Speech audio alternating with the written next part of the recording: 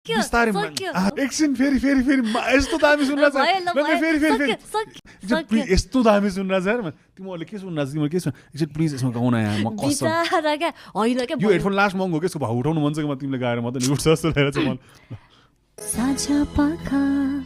एकान्तमा आफैलाई बिर्सिँदा मग्न हुन्छु म तिम्रो गीत सुनेर त्यति त्यहाँदेखि थाहा छैन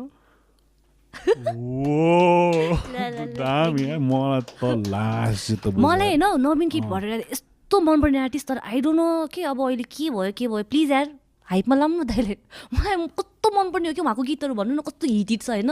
दाइ त अनि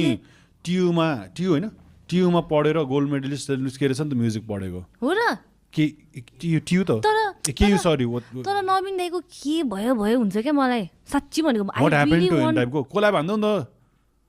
के हो म चाहिँ कसरी हाइपमा ल्याउने तर साँच्ची रोहितले भन्ने